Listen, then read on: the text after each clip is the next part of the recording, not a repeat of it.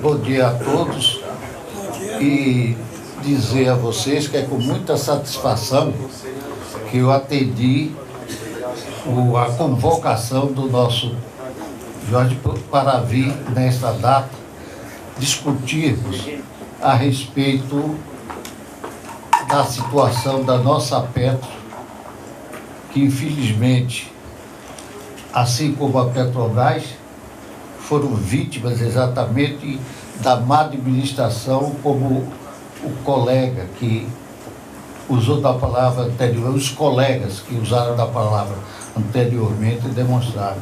É realmente uma situação difícil e lamentável. E é fruto exatamente daquilo que, em algumas reuniões que eu compareci, eu exteriorizei o meu pensamento a respeito da situação que vivia Petrobras e Petros e outras instituições. Em particular, elas duas, Petro e Petrobras.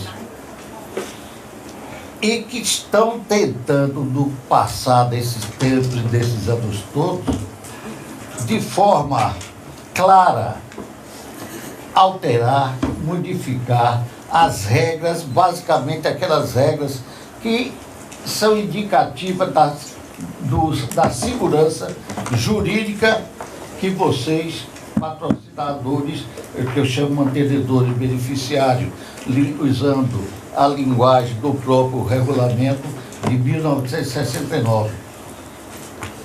Esse foi abandonado praticamente.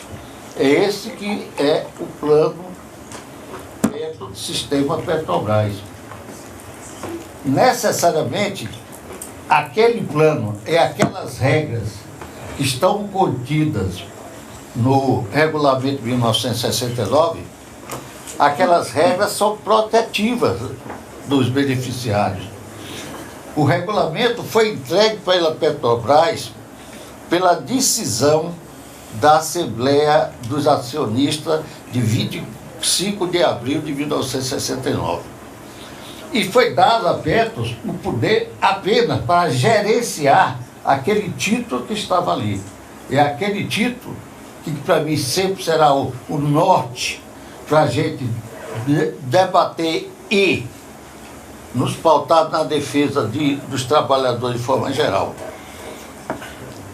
Ora, o que é que nós verificamos ali? É que ele, regulamento é de 1969, 28 de outubro de 1969, aprovada pelo Conselho de Administração da Petrobras. Esse regulamento, está lá no artigo 10, obrigava, isso eu quero mostrar, como todo esse plano está vinculado ao contrato de trabalho de cada um de vocês. Então, para o pessoal anterior a 70, que é a PETA de julho de 70, se permitiu que eles ingressassem na Petrobras na condição de fundadores até a data, salvo engano, de 60 dias. Os outros, o artigo 123 desse regulamento de 1969, aqueles que não aderiram imediatamente ao sistema sistema Petrobras, foi facultado pelo artigo 123 que a qualquer tempo os empregados poderiam aderir àquele plano, mas desde que pagasse aquelas contribuições da época, até o momento da repactuação. Então, olha o que eu quero dizer, porque tem um artigo aí que todo mundo se preocupa, é o artigo 48 do regulamento atual que está vigente aí, que eles dizem que se desobrigaram na medida que botaram vocês no plano 2 para quem fez a repactuação, e essa para mim é a dor de cabeça. Eu digo logo que aqueles que não repactuaram têm a segurança eterna dos seus direitos pela Petrobras, com a responsabilidade da Petrobras em suprir todo qualquer valor que a Petros não venha pagar vocês. Isso é artigo 48 desse regulamento. Hoje é duvidoso, e ainda quero chamar a atenção para a alteração da súmula 288, que é a luta da Petrobras e Petro contra o interesse de vocês. É desvincular, como desvinculou em relação a quem fez a opção migrou para o plano Petro 2 ou outros planos. Ela conseguiu, de verdade, alterar a súmula 288, colocando o inciso 2, aonde diz, e isso é que eu peço atenção, porque ela está tentando captar novas assinaturas, a súmula diz que é lícita a mudança de plano, mas desde que haja declaração expressa do trabalhador. E nessa hipótese, quem migrou para novo plano fica adstrito às regras do novo plano. Eles conseguiram isso no Tribunal Superior do Trabalho. Mas a condição para isso, da exigência da súmula, é exatamente você dizer, eu quero, e assinar. Então eu advirto a todos, eu estou precisando um pouco de água. Assim.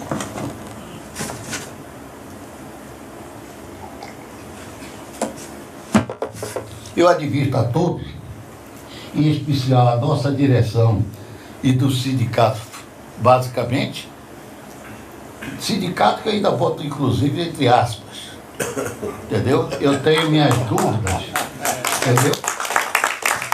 Do comportamento, de uma forma geral, daqueles sindicatos que se atrelaram ao governo, que ficaram negociando os seus interesses e deixaram de lado o interesse dos trabalhadores.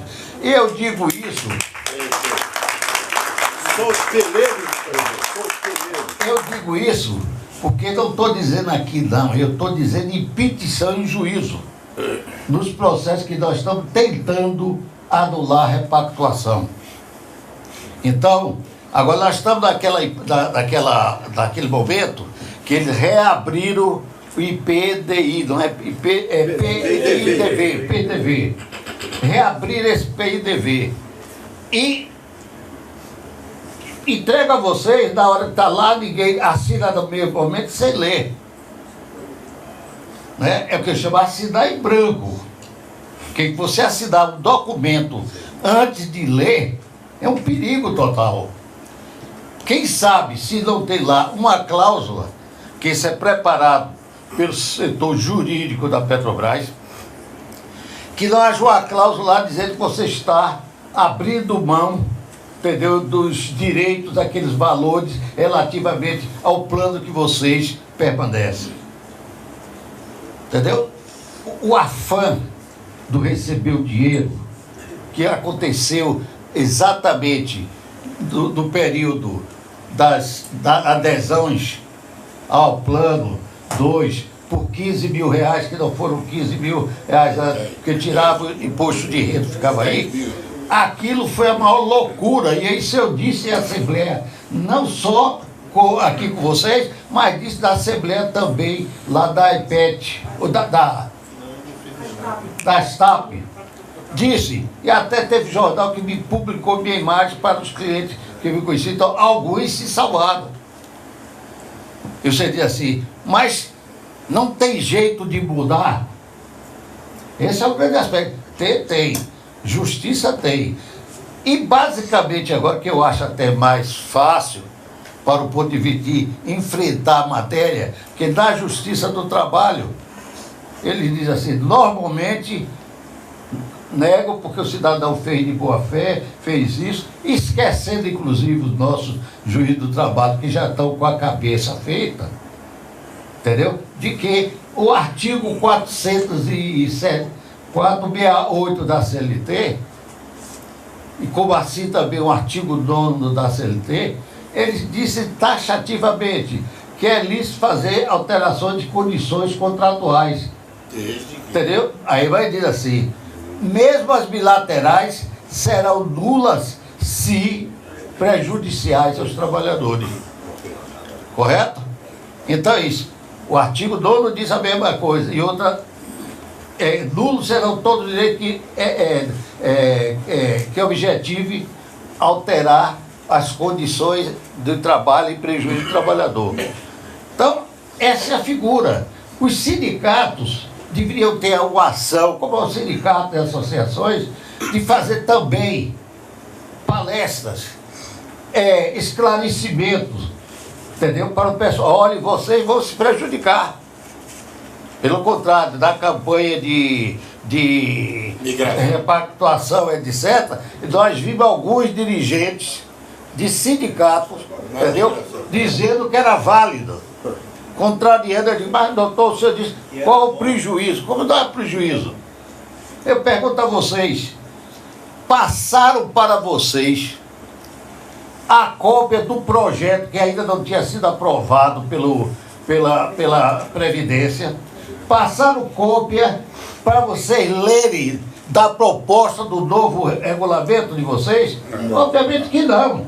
E tanto é assim que daqueles documentos que já mandaram assinado pela FUP, pela Petros e pela Petrobras para tomar a assinatura de vocês, que quem não estava trabalhando, eles remetiam para o endereço de viúva, de pensionista, para todo mundo. O que é que eles diziam? Ganhava 15 mil. Ora, a situação da categoria como um todo era de necessidades permanentes. Então, verificou-se ali, eu tive um cliente que disse para mim, vale mais o passarinho na mão do que voando. Vocês têm que ter consciência, porque o que eu vi daqui, com mais profundidade e análise perfeita da situação, isso é indicativo que a categoria tem de se conscientizar para enfrentar esse momento difícil e cobrar a quem tem de obrigação, desde o poder público, presidência da República, etc., que é o presidente da República que nomeia o presidente da Petrobras. Todos os cargos diretivos ele tem a caneta na mão para dizer é isso e aquilo. Então, ele, como está no regulamento nosso, quem nomeia o presidente da Petros, os conselheiros por um da Petros, você que foi conselheiro lá, é ato que vem da presidência. Quem apoia a Petrobras, que pode, assim como pode nomear, pode destituir a qualquer momento. Então, olha a situação que nós vivemos, que é política e jurídica. Nós vivemos na Petrobras. Entrou o presidente X, que aqui foi falado, e foi esse mesmo cidadão que criou a RMNR, é o do que dizer que eu tenho a cópia da ata, está entendendo? Esse cidadão encaminhou para o Conselho alteração no regulamento da Petro, de forma a adequá-lo à legislação que está aí, a alteração da Constituição, do regulamento em relação ao problema das suplementações, tentando desvincular do contrato de trabalho. É dessa direção que estava aí, que foi. E tem projetos, tem novos regulamentos que já alteram até o Petro 2, e que vocês, de uma forma geral, não têm conhecimento e não tiveram possibilidade de análise. Então, vou me colocar aqui à disposição mais tempo, usar menos tempo, para vocês que tiverem as dúvidas, podem encaminhar para mim, aqui para eu poder responder. A situação é ruim. Acho que o que tem de fazer é as direções da associação, que pode, por estatuto, entrar com ações, representa a categoria. Sindicato, para aquele sindicato que quiserem realmente, porque a mudança política envolve a mudança da Petrobras. Se Dilma volta tudo ao que era. Então, vocês não podem esperar. Vocês têm de entrar para cobrar isso. Tudo que ele disse aqui, que tem ali comprovado, foi cobrar judicialmente. Essas ações serão da justiça comum. Agora, podem ser concentradas, por exemplo, onde é que estão as sedes de lá? A FUP está no Rio, não é isso? O sindicato, a EPED, a direção geral, também está lá no Rio. Tem que fazer um contato com eles para só um minutinho, só concluir o raciocínio. Só para tem que levar o problema para a categoria em assembleia, conforme os estatutos permitem, ingressar, contratar profissionais para sentarmos daqui, como nós fizemos com a instituição da súmula provisória 62, para dizer que todo aumento que vocês derem ao pessoal da ativa terão que dar também aos aposentados. Está entendendo? Eu acho que vocês têm direito e devem.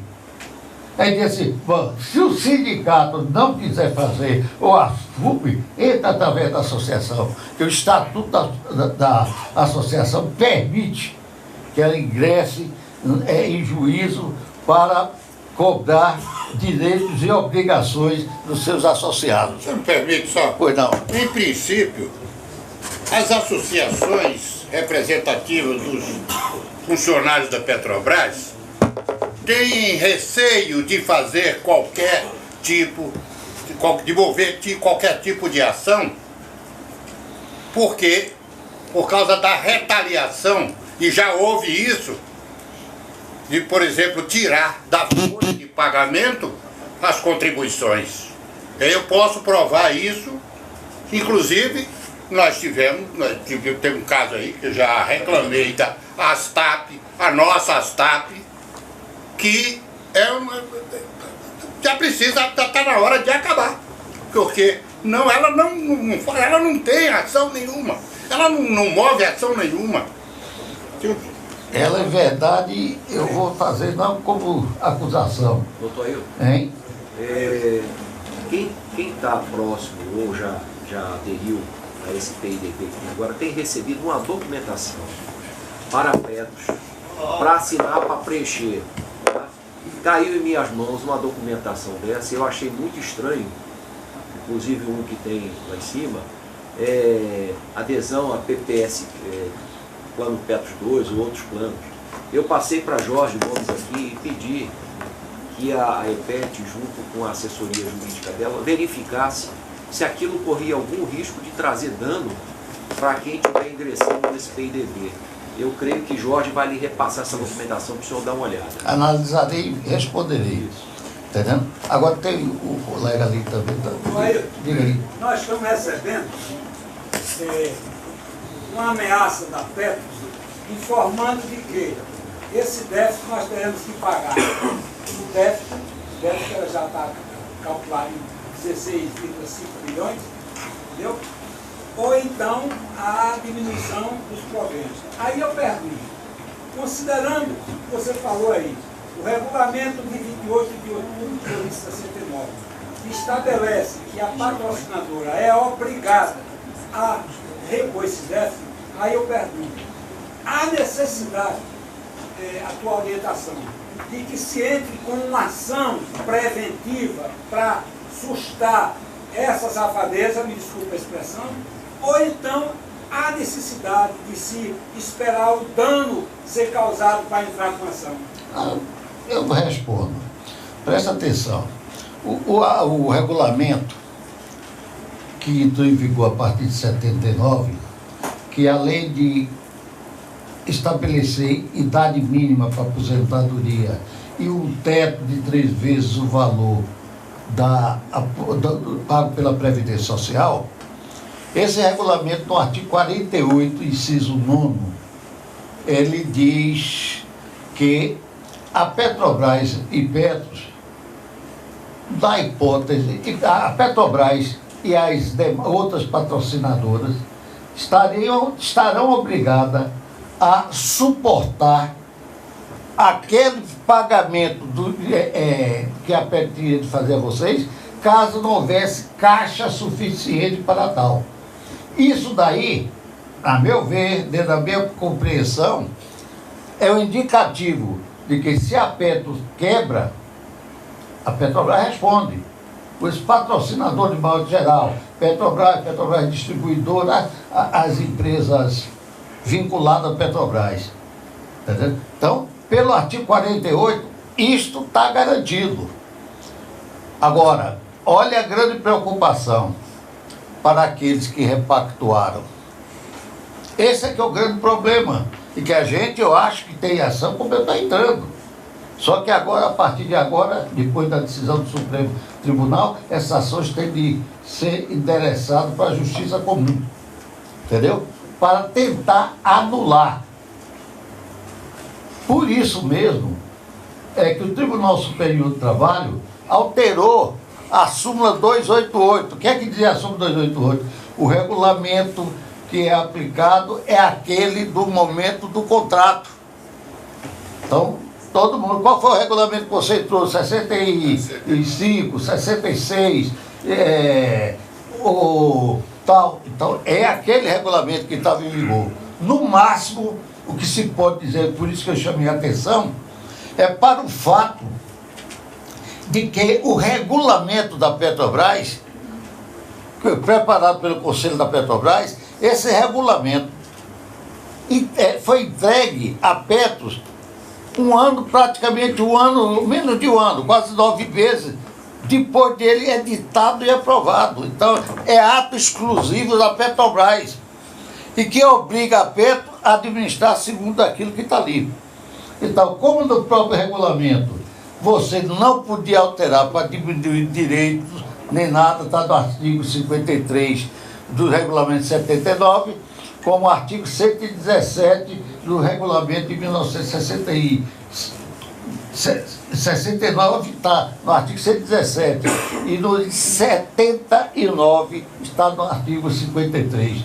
Ele não pode criar alteração que fira direito adquirido, que reduza benefício dos mantenedores e das companheiras ou viúvas. Então, essa é a regra jurídica que está. Está sendo desobedecido? Evidentemente que sim. Qual a ação que deve ser adotada pelos interessados e aqueles que contribuíram a vida inteira e não são ouvidos?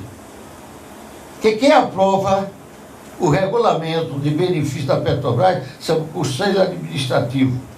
Isso por decisão tomada pela Assembleia de Acionistas em 25 de abril de 1969, que autorizou ao Conselho criar estatuto, regulamento para Petros, e naquela época já deram até um aporte de 16 bilhões da moeda vigente, que não me lembro mais, era Cruzeiro, ou 15 milhões, está entendendo? Disse, para que foi esse dinheiro dado? Para atender aqueles empregados que estavam aposentados, que se aposentaram, que não aderem da Petro, era para ele pagar. É por isso que você vê que tem grupo pré-70. Está claro? Então, para deixar só depois para as perguntas, eu acho que o caminho certo que tem de ser percorrido agora é exatamente decisão de assembleia dos órgãos representativos para ingressar com a ação judicial ou a prestação de conta, onde haveria uma, como é que se diz, perícia, entendeu? Nós teríamos, por indicação dele, no conhecimento, quem é bom para fazer, entendeu? Porque através disso aqui, nós poderemos levantar toda a roubalheira, toda a safadeza que fizeram com a pedra e a Petrobras. Já tendo, inclusive, documentos que podem serem aportados dessa Lava Jato que está levantando aí. Pronto. Doutor, você falou aí a questão do bolo de 15 mil, que a maioria encheu os olhos e partiu para a repactuação. Não foi bem assim. Eu acredito que no meu caso, e na grande maioria, a Petrobras, de maneira torpe e ameaçadora, ela mandou e-mail, que infelizmente eu não guardei, acho que a maioria também não guardou, aonde quem não repactuasse teria suas contribuições aumentadas num valor significativo. 68%. Por isso que a maioria repactuou. E aí ela, de forma, além de ameaçadora, mentirosa, ela não, quem peitou e não repactuou, ela não aumentou as contribuições. Eu acho que isso é até um agravante de quem entrar nessa área. Infelizmente não tem. Mas, quem tiver, eu faço a questão que se divulgue aí esse e-mail da Petrobras ameaçando quem não repactuasse, teria as contribuições aumentadas em muito. No meu caso, eu olhei, analisei, eu não teria contribuição, não teria condição de manter aquela falsa ameaça. Então foi por isso também. Só uma perguntinha, doutor Igor. No caso de ausência das associações de classe, um grupo pode fazer essa? Pode, porque você tem Qual o seria direito de número denunciar. mínimo Não, qualquer só pode. É só. Agora, interessante, quando eu digo assim, quando você pega o grupo, a associação, um órgão, então você verifica que tem mais peso. Exato. Tem mais peso. Só que essas associações, não digo todas, não querem fazer isso. Não, olha, tem uma informação aqui para Jairo e para todos os companheiros. Nós estamos convocando já, Jairo, uma assembleia para o dia 20/8. Não, eu não disse todas, não. Não, 20/8, mas é bom que a gente sinaliza isso, entendeu? Sinaliza que dia 20/8 tem a assembleia da EPEC com esse objetivo, né? Listar as iniciais para a gente fazer essa ação para imputar a patrocinadora e a Petro a responsabilidade por esse déficit. Estou em pé aqui, mas ainda tem 9 minutos, viu? Eu deixo para as perguntas e respondo. Doutor Ailton, o senhor me desculpe eu fazer essa pergunta, porque pode se parecer até uma coisa ofensiva a um advogado. Mas eu, na realidade, sinceramente, eu não tenho confiança na justiça brasileira. Eu não tenho. A minha experiência é o seguinte: todas as ações em que a Petrobras vai ser derrotada, o juiz simplesmente não julga. Então ele tem várias ações, porque tem ações clássicas. Por exemplo, o fechamento retroativo do plano em 2006, retroativamente a 2002. Isso não existe lugar nenhum no mundo. Eu duvido que um juiz assine embaixo com a decisão de 2006 vai valer retroativo em 2002. O que acontece? A ação está há anos na justiça e não sai. Isso existe, agora precisa ser denunciado. Representa o Conselho Nacional de Justiça, o juiz ou contra quem quer que seja. O aspecto, eu, como advogado, eu já levantei suspeição de vários juízes da tribuna, inclusive um que era classista, representante de empregado e se posicionava claramente contra os interesses trabalhadores de sindicato. Eu representei contra ele. Eu fiz um levantamento da vida dele toda e pegar juntando a documentação. Ele era fupiano. Entendeu? Então, Companheiro Everton aqui das peças. Doutor Ailton, das peças. Doutor Ailton, representando uma massa de repactuados, eu quero tirar a seguinte dúvida. O repactuado, hoje repactuado, oriundo de 1969, do regulamento de 1969, quando ele repactuou, quebrou o contrato de 69? quebrou exatamente isso. Outra coisa,